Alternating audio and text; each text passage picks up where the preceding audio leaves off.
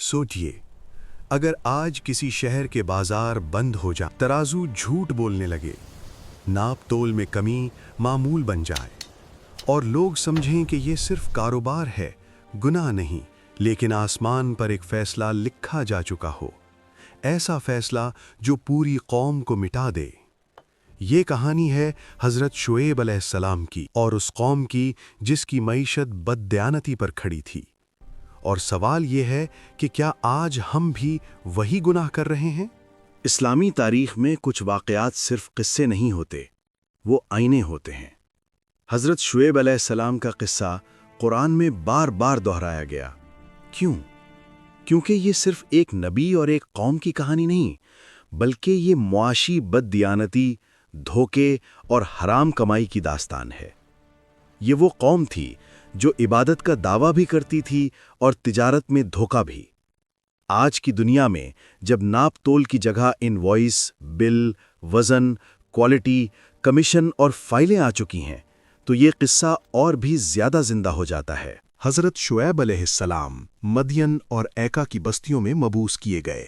یہ علاقے تجارتی لحاظ سے خوشحال تھے، قافلے گزرتے تھے، بازار آباد تھے، مال و دولت کی کمی نہ تھی، لیکن ایک خاموش زہر ان کی رگوں میں پھیل چکا تھا۔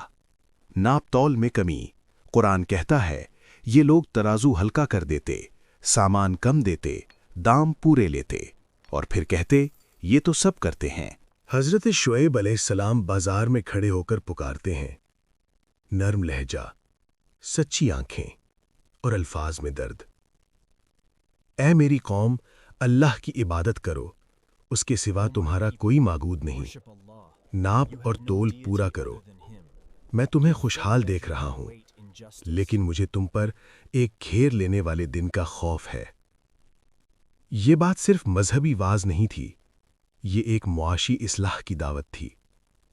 لیکن قوم نے سنا اور ہنس دیا۔ قوم کے سردار آگے بڑھے، طاقتور، دولت مند۔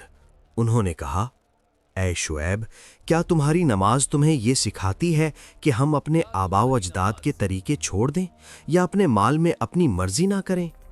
یہ جملہ تاریخ میں گونج بن گیا، یعنی دین کو مسجد تک محدود رکھو، کاروبار میں مت لاؤ۔ یہی سوچ ہر دور میں ہر ظالم نظام کی بنیاد رہی ہے۔ حضرت شعیب نے دلیل دی، دھمکی نہیں، بددعا نہیں۔ کہا، میں تمہاری اصلاح چاہتا ہوں جہاں تک مجھ سے ہو سکے، میری توفیق اللہ کے سوا کسی سے نہیں۔ لیکن قوم کا دل سخت ہو چکا تھا۔ انہوں نے نبی کو دھمکایا، یا تو ہمارے طریقے اختیار کرو یا ہم تمہیں شہر سے نکال دیں گے۔ یہ صرف اختلاف نہیں تھا، یہ سچ کے خلاف بغاوت تھی۔ پھر وہ دن آیا جس کی وارننگ دی جا چکی تھی۔ قرآن کہتا ہے، ایک چیخ، ایک زلزلہ، ایک ہولناک خاموشی۔ وہ بازار جہاں کبھی شور تھا، اب قبریں بن چکے تھے۔ وہ ترازو جو لوگوں کو لوٹتے تھے، اب مٹی میں دبے تھے۔ حضرت شعیب علیہ السلام اپنی قوم کے کھنڈرات کو دیکھ کر کہتے ہیں، میں نے تمہیں اپنے رب کا پیغام پہنچا دیا، پھر میں کافروں پر کیسے افسوس کروں؟ یہ صرف جسمانی تباہی نہیں تھی، یہ معاشی گناہ کا انجام تھا۔ آج سوال یہ نہیں کہ مدین کہاں ہے، سوال یہ ہے، کیا ہمارے ترازو درست ہیں؟ جب ہم وزن کم دیتے ہیں، جب ہم کوالٹی گرا دیتے ہیں، جب ہم جھوٹے بل بناتے ہیں، جب ہم رشوت کو سسٹم کہتے ہیں، تو کیا ہم بھی قوم شعیب علیہ السلام کے راستے پر نہیں؟ اسلام ہمیں سکھاتا ہے، عبادت صرف نماز نہیں، دیانت بھی عبادت ہے۔ حضرت شعیب علیہ السلام کا پیغام آج بھی زندہ ہے۔ یہ ویڈیو صرف تاریخ نہیں، یہ تنبیہ ہے۔ اپنے ترازو درست کیجئے، اس سے پہلے کہ فیصلہ نازل ہو۔